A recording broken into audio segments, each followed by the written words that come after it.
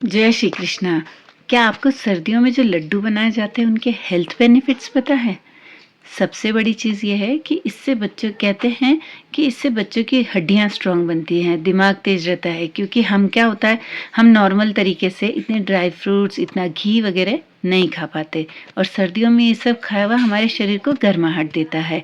और मेथी के लड्डू, जिनके जोड़ों में दर्द रहता है, उनके शरीर के लिए बहुत अच्छे होते हैं। शरीर के दर्द से आराम देते हैं, साथ ही साथ हमारे हार्ट के लिए भी बहुत अच्छे होते हैं ये लड्डू।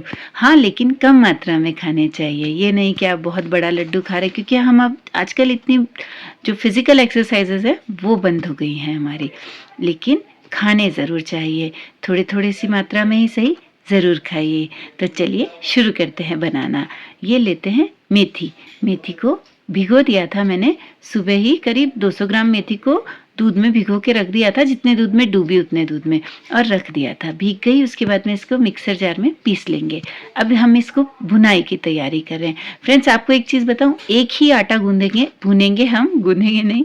और उससे हम बनाएंगे दो तरीके के लड्डू। मेथी वाले बड़े बुजुर्गों के लिए या जिनके जोड़ों में दर्द है उनके लिए, और नॉर्मल गोंद के लड्डू जो बच्चे भी खा ले उनके लिए। तो चलिए, ये देखिए मेथी मैंने पीस ली थी। पीसने के बाद में इसको डाल देते हैं इस घी में, और इसको भूनेंगे। भूनना इसलिए क्योंकि हमने इसमें दूध डाला था, तो इसका दूध जलाना बहुत ज़रूरी है, नहीं तो क्या होगा, लड्डू ख़राब हो जाएंगे। और आप कहेंगे आपने तो हमें बताया ही नहीं। तो नहीं भाई, आप पहले इसको भूनिए अच्छे से।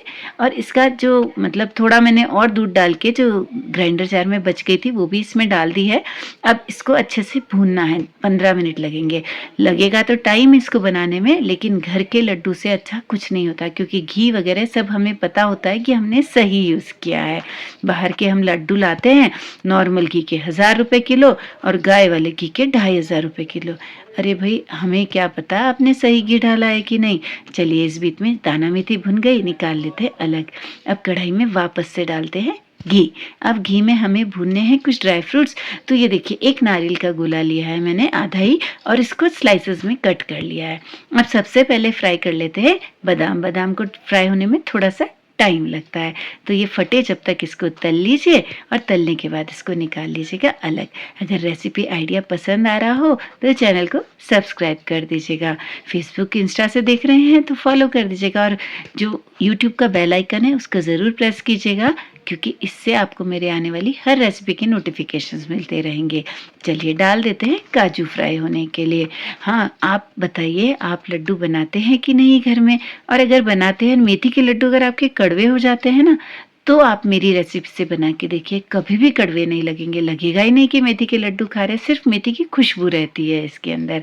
चलिए, अब नारियल को भी भून लीजिए एकदम सुनहरा होने तक। अगर बड़े बुजुर्गों के लिए आप बना रहे हैं और वो ड्राई फ्रूट्स नहीं खा पाते, तो बादाम गोंद भी इसी में तल लीजिए, और सबको ग्राइंडर जार में पीस के डाल दीजिए, ताकि वो इनको चबा सके। तो उनको सबकी गुडनेस भी मिल जाएगी, और वो लड्डू भी आराम से खा सकेंगे। अब आटा डालिए इसके अंदर।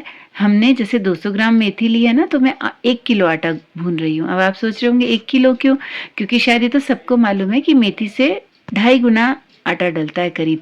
तो मतलब जैसे 200 ग्राम मेथी है तो 300 ग्राम गेहूं का आटा डलेगा। अब इसमें पोर्शंस में घी डलेगा आटे में। तो क्या है कि अब घी इसलिए पोर्शंस में डाल रहे हैं क्योंकि आटे पे डिपेंड करता है घी 900 ग्राम लगेगा या 1 किलो लगेगा। अगर मोटा आटा है तो घी कम लगता है, और बाजार वाला आटा घी ज़्यादा लेता है। घी डालते जाइए और इसको हिला हिला के सेकते जाइए। इसको आपको 20 मिनट के आसपास सेकना है। कढ़ाई अगर मोटे तले की हो तो आंच को तेज रखिए, और अगर पतले तले की हो तो बिल्कुल लो फ्लेम पे भूनिएगा। बस इसको कंटिन्यू हिलाते जाइए। इस बीच में डाल दीजिए गोंद। अब ये देखिए, गोंद डलते ही फूल गया, मतलब आटा हमारा अच्छे से भुनने की कगार पे पहुंच चुका है। अब गोंद भुन जाए या गोंद फूल जाए जब तक, और आटे में से एक अच्छी खुशबू आने लगे, तब तक इसको भूनिए। और फिर इसके अंदर डाल दीजिए गुड़। मैंने साबुत ही डाल दिया है। आपको लग रहा होगा क्यों? क्योंकि गुड़ आटे की गर्मी से अपने आप पिघल जाएगा, इसको तोड़ने की ज़रूरत नहीं होती है। चलिए, अब देख लेते हैं ड्राई फ्रूट्स को। ये ड्राई फ्रूट्स में मैंने एक लिया है थोड़ा सा काजू, बादाम और नारियल को भूनने के साथ में एक मसाला बना रही हूँ। इसमें थोड़ा सा केसर, काली मिर्ची और लौंग को डाल करके हमें पीस लेना है। और ये बीच में मैंने काजू को ग्राइंडर जार में, मतलब हैंड ग्राइंडर में ही थोड़ा सा तोड़ लिया था। और ये देखिए केसर और इलायची ये सब डाल करके, काली मिर्ची, लौंग वगैरह, और इसको पीस के एक अच्छा सा पाउडर बना लीजिएगा। ये देखिए काजू हमारे भुन करके तैयार हो गए हैं।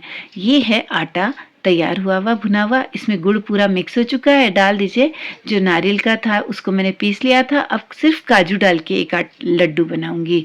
रीज़न है मैं सिर्फ काजू ही खा सकती हूँ, बाकी सब ड्राई फ्रूट से मुझे एलर्जी है। अब ये पूरे सब निकाल लिया है, इसमें डाल देंगे 1 चम्मच सौंठ और इसको अच्छे से मिक्स करेंगे। सौंठ को डालने से एक गर्माहट रहती है शरीर में। आप चाहें तो अजवाइन भी डाल सकते हैं। मेरे पास अजवाइन खत्म हो गई थी तो मैंने अजवाइन इसके अंदर नहीं डाली है। मैं अजवाइन वाले जब ये खत्म हो जाएंगे तब बनाऊंगी। चलिए अब लड्डू बना के रख लीजिए। आपको जैसी पसंद है वैसी साइज बनाइए जो आप इजीली डाइजेस्ट कर सके, और बना के स्टोर कर लीजिए। आराम से 1 महीने तक चलेंगे ये लड्डू। अब जो आटा था उसमें डाल दीजिए वो मसाला, बादाम, और जो दाना मेथी का मिक्स था ना, मतलब पाउडर था, उसको भी इसके अंदर मिला दीजिए और इसके भी लड्डू बांध लीजिए और इन लड्डुओं को खाइए। इसके साथ पीजिए 1 ग्लास गर्मा गर्म दूध। जिनके जोड़ों में दर्द रहता है ना, उनको बहुत आराम मिलेगा। आप ज़रूर बनाइए, अपने घर के बड़े बुजुर्गों को खिलाइए। लेडीज़ को भी मेनोपॉज के बाद में प्रॉब्लम होने लगती है, उनको भी खिलाइए, बनाइए और कीजिए इनको एंजॉय।